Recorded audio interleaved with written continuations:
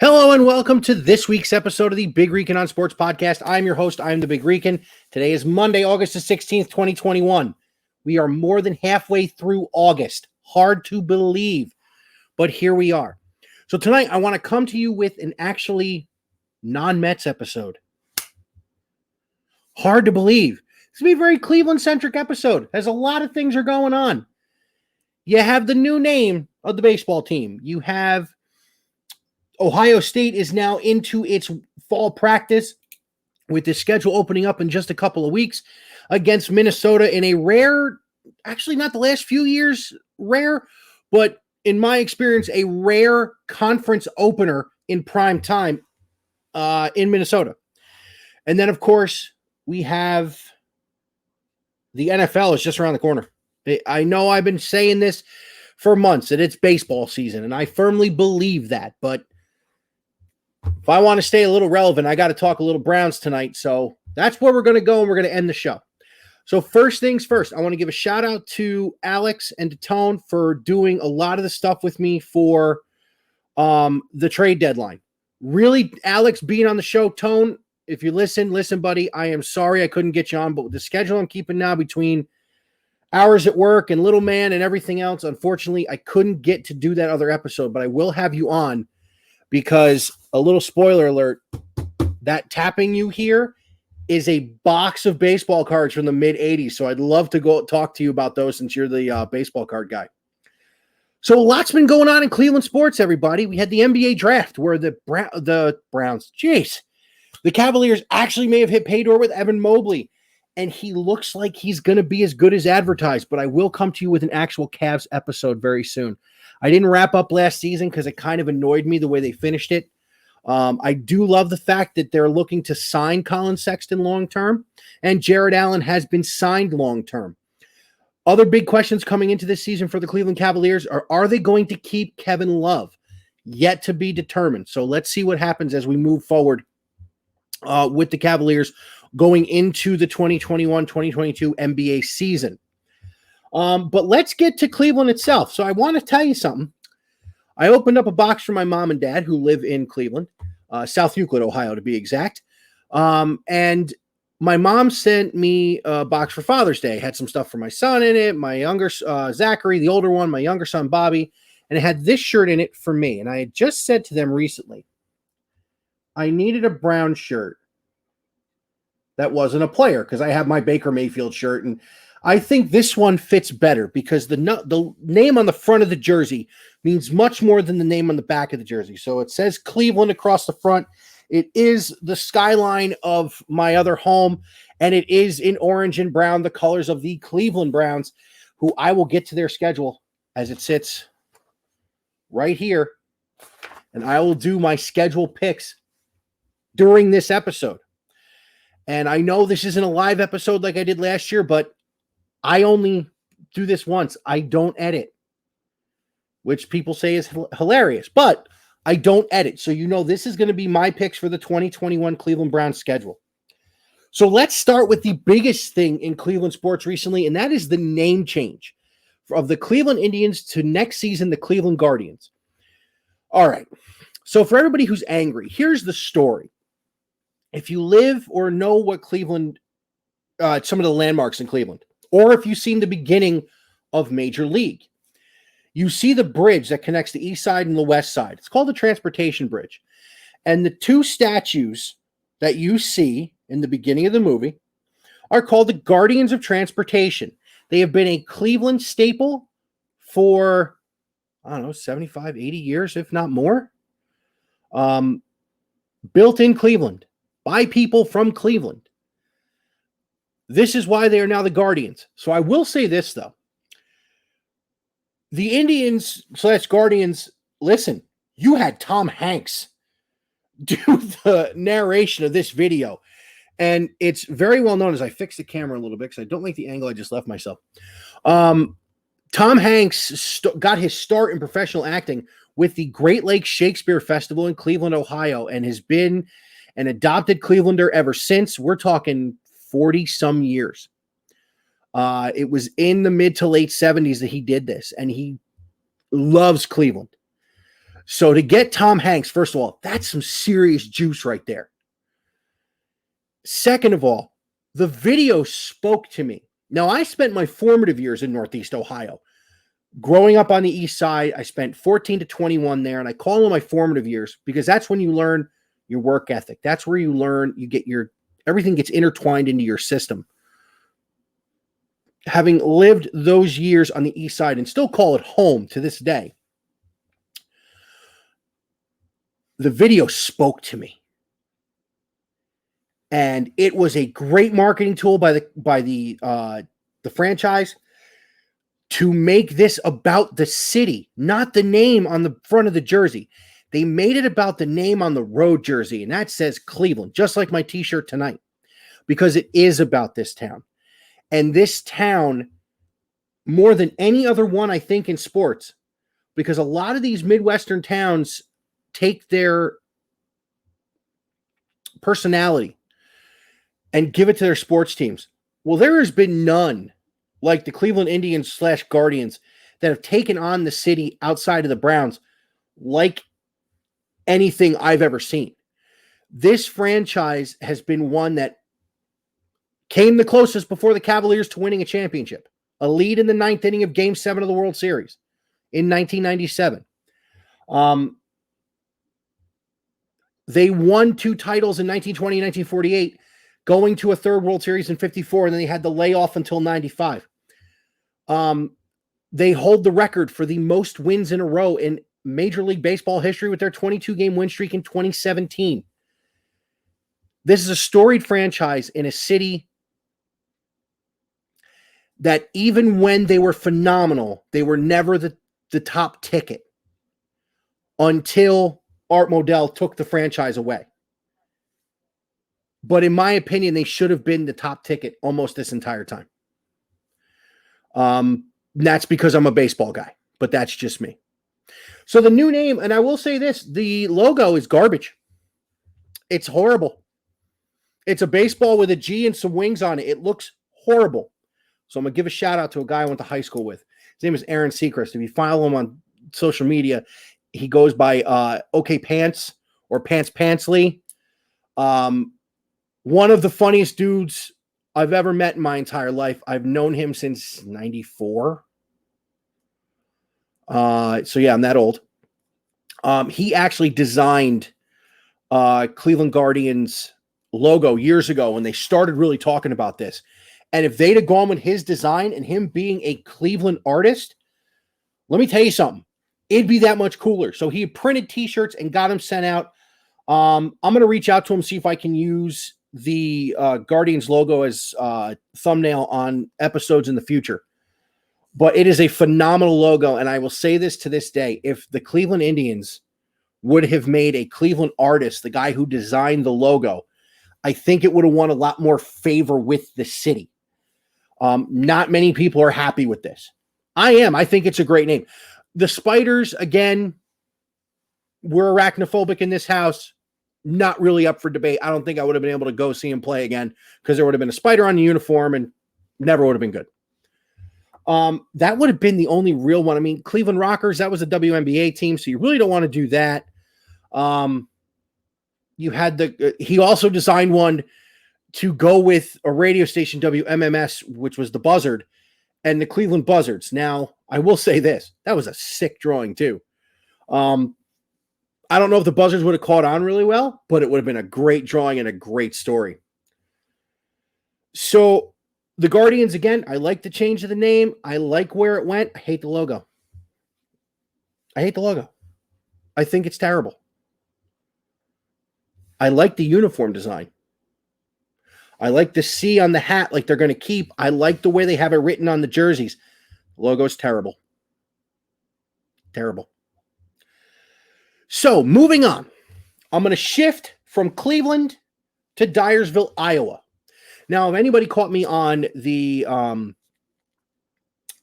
inaugural episode of the Ballers podcast on the Shakeback Media Group and the Warzone Media show yesterday, Willie talked about the Field of Dreams game that just happened last week between the first place Chicago White Sox and the New York Yankees. And let me tell you something. I did not watch the game, mostly because the Yankees were playing in it. Secondly, the Mets were on that night. So, yeah, the Mets, they come first. But I did watch the before, and it was one of the coolest things I've ever seen in my entire life. When Kevin Costner walked out of the corn to the music from the movie, when you hear Shoeless Joe Jackson say, "If you build it, he will come," it gave you goosebumps. Costner walks in from the corn. He stands near the pitching mound. He looks back over his shoulder, and you see the players emerge. And the White Sox are wearing the 1919 uniform of that White Sox team that has gone down in infamy as the Black Sox. The Yankees, whose uniform hasn't changed, also walked out. Aaron Judge is an imposing figure walking out of that corn, man. Dude's a beast. Anyway, so Costner goes over to a microphone and he's talking to the crowd, and he talks about the movie, and he talks about its staying power, because the field Major League Baseball built's on the other side of that cornfield. It goes, the house is up in the corner. You have the field that they filmed it on. You have the corn, then the maze, then the ballpark that Major League Baseball built. But he said something really cool. And I've talked about it on Willie's show. I've talked about it with people I know. Costner said, there's just one more question to answer.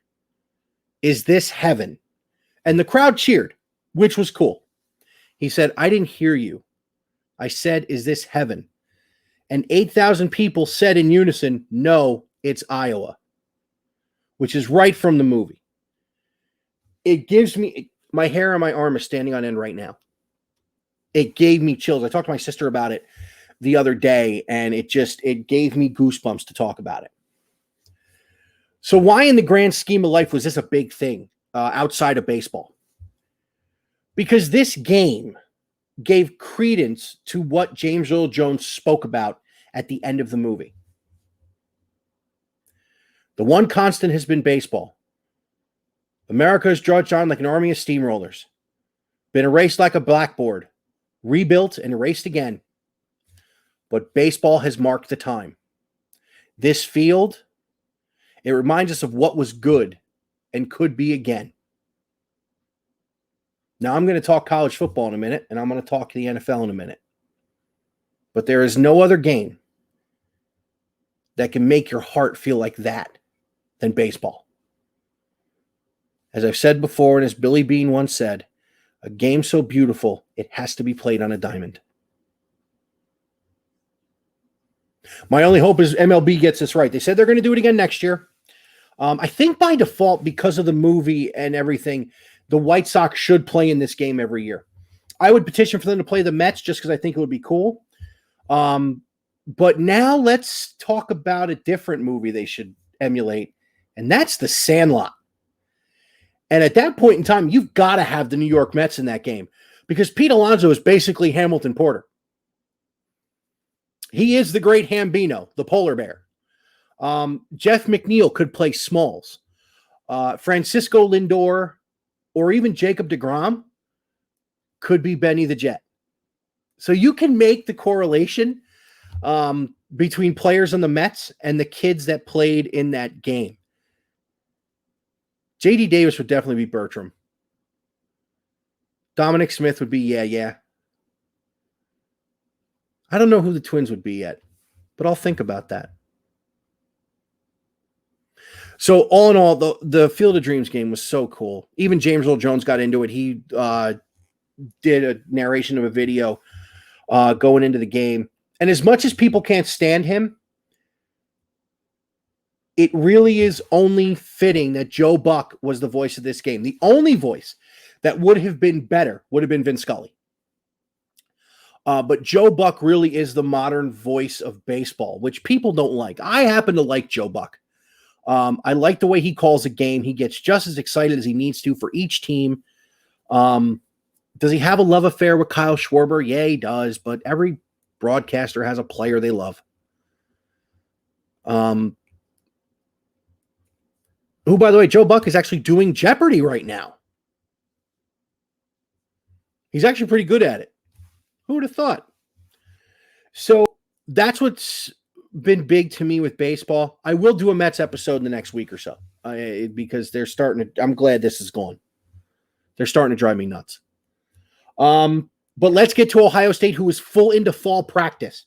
Ryan Day has been quoted as saying C.J. Stroud has started to separate himself in the quarterback battle, but he refuses to name a starter. Why is that? Well, two reasons. One of them is that I don't think C.J. Stroud has separated himself enough to be the frontline guy. And two, not to sound like this, Quinn Ewers, who was the number one recruit in the country, he enrolled early, and he is in school, and he was at practice today. So let's see what happens with him. Let's see what kind of package they build for him. They're the class of the Big Ten again, people. I will bring the Ohio State preview show in the next few weeks. I was trying to get people from other conferences to get on an episode with me, but unfortunately, I just don't have the time to do the proper research to sit down and talk with these guys and not have it turn into, I'm a fan of this conference, you're a fan of this conference, let's just argue. I will have time to dive into Ohio State.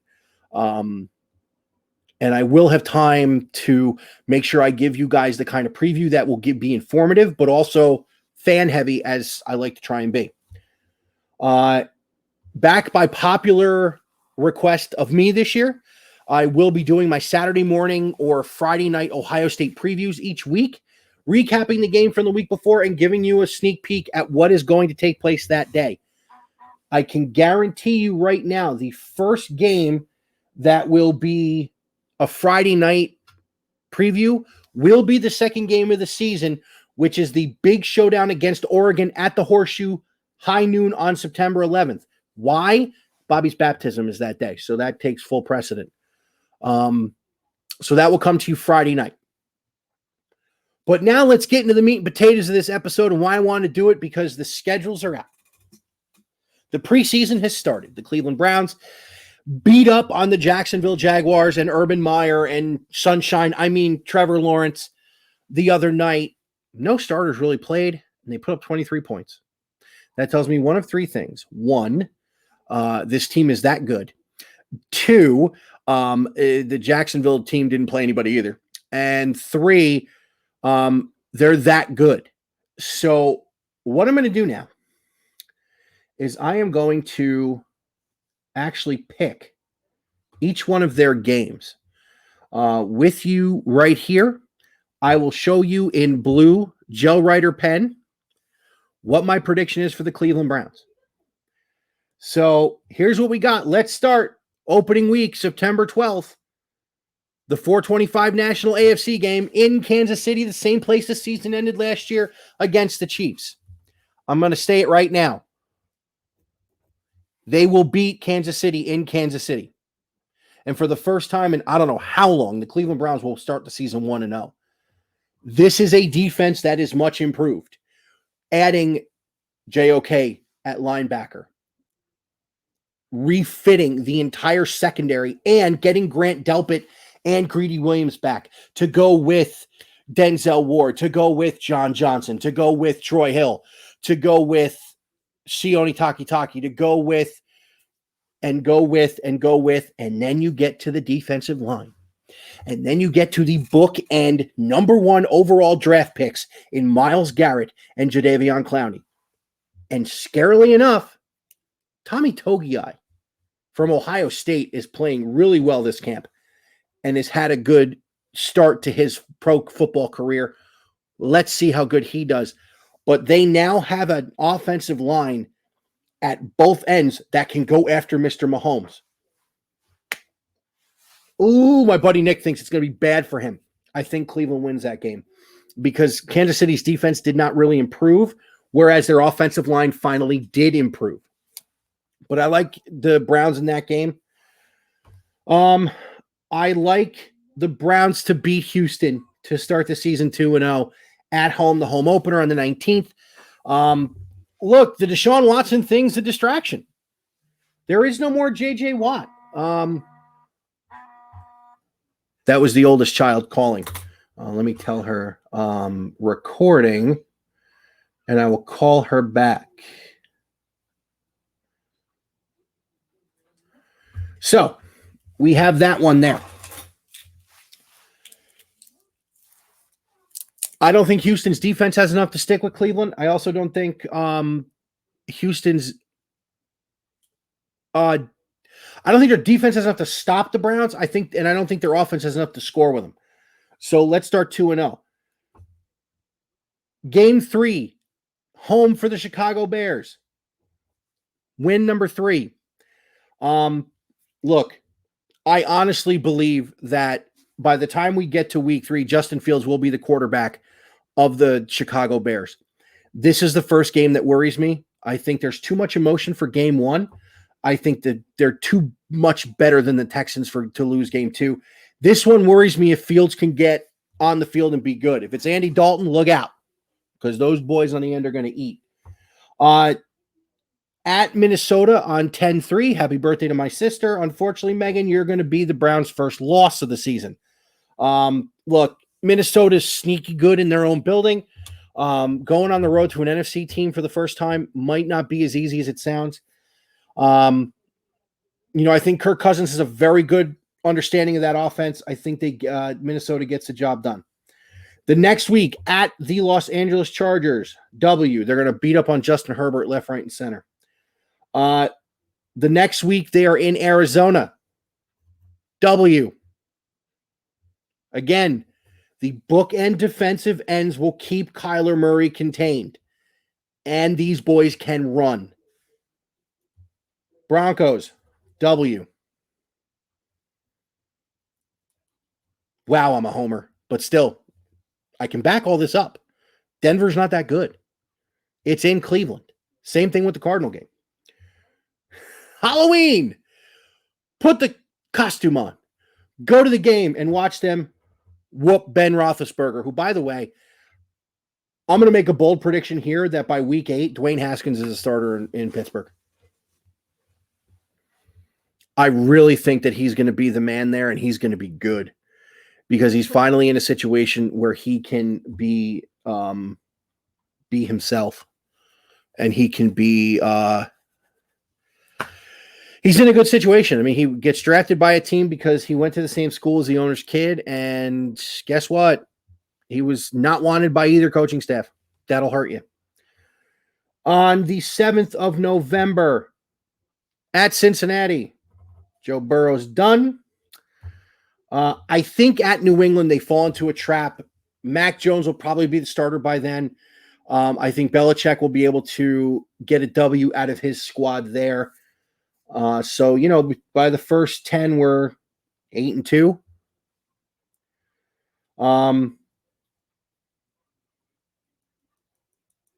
Yeah, that sounds right.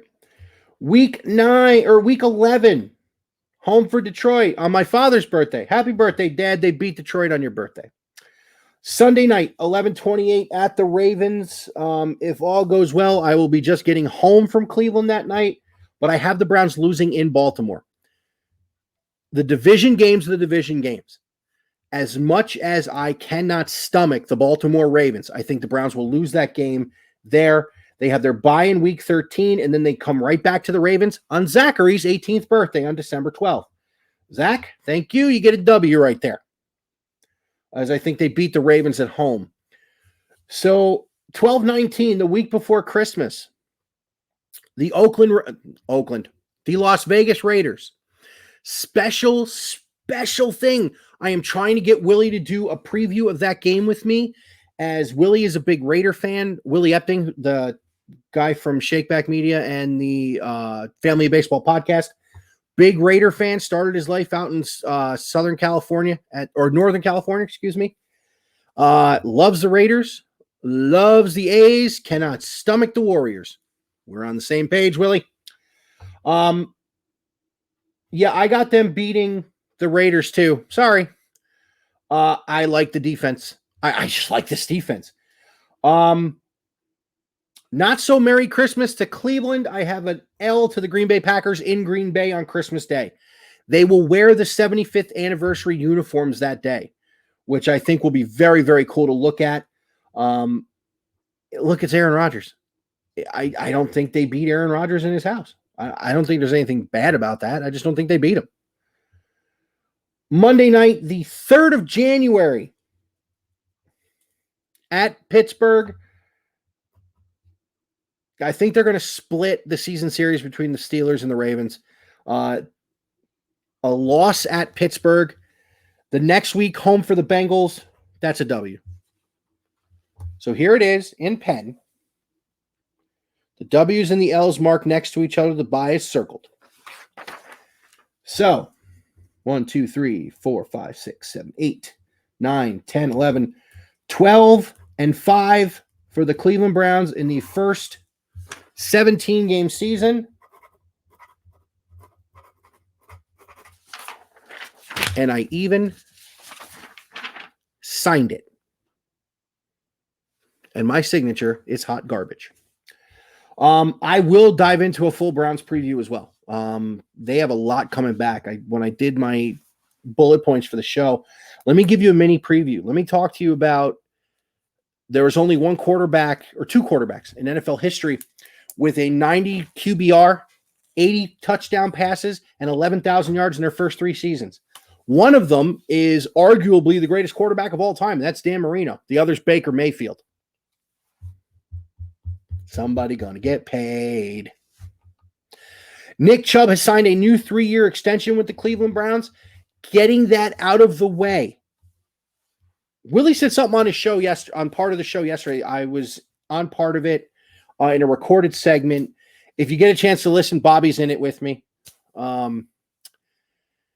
He said he felt that the Raiders were going to have one of the top 3 running back tandems in the NFL this year. I don't disagree. As long as you understand, Willie, the number 1 tandem is in the North Coast. It is Nick Chubb and Kareem Hunt, and there is nothing anyone can do about it. Those 2 boys can run the rock, they can catch the rock, they can break the big play, and they can do it all in that offense that Kevin Stefanski has running like a top. Also, according to Pro Football Focus, the Cleveland Browns have the number 1 offensive line in the game. It's all setting up for them to have a huge year. Here is the difference between the huge year they should have had under Freddie Kitchens and the huge year I think they're going to have under Kevin Stefanski. This is the first time in Baker's career he will have the same head coach, an offensive coordinator, and front office staff each year, or back-to-back years, since he was drafted. Kevin Stefanski is Baker's 4th head coach.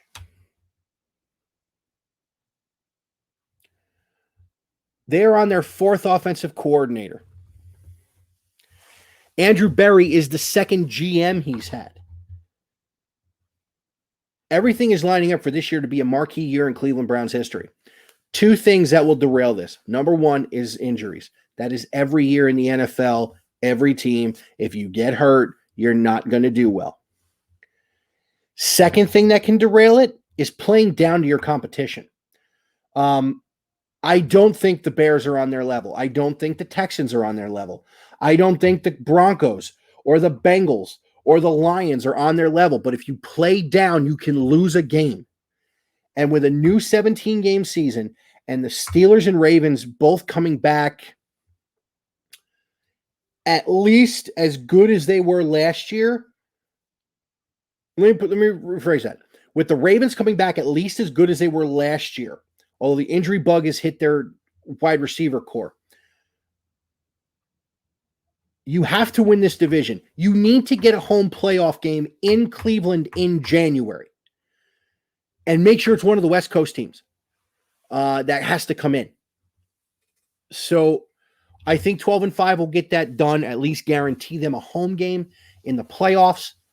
I won't say the 2 words yet, although it's a possibility. And I'm not going to say the 2 words yet. Get me to the bye at 9-3. And I'll say that word, or those two words. So, coming up on Big Rican, we have the full Browns preview coming up in the next couple of weeks, obviously before the opener on 9/12. We're going to have the Ohio State show before they open the week before that. Now, caveat, it will not be the final weekend of August. That is my 10th wedding anniversary. Podcasting is off limits. That's by my say. I will come to you with some Mets stuff. They are playing in San Francisco right now. God help them. Hopefully, they start to get some of these guys back and start to make some hay in this division and get this done. Also, we'll be doing the Ohio State game previews every week, starting with the Minnesota game in a few Labor Day weekend. They play Minnesota. So we'll start there. Every Saturday morning, we'll come to you with Ohio State stuff. Every Sunday morning, we'll come to you with the Browns. Have a great rest of your week, everybody. I will talk to you sometime next week with a little bit of Mets and a little bit of some, a little bit of this. Have a good. Oh, and by the way, we are definitely doing night before Black Friday, the night before the big game. We will be doing an episode unlike any other. We will be doing an episode that unfortunately has to be done. And if all goes the way I think it's going to go, this episode will send Jim Harbaugh off into retirement. Have a great rest of your week. I will see you next week. Let's go Mets.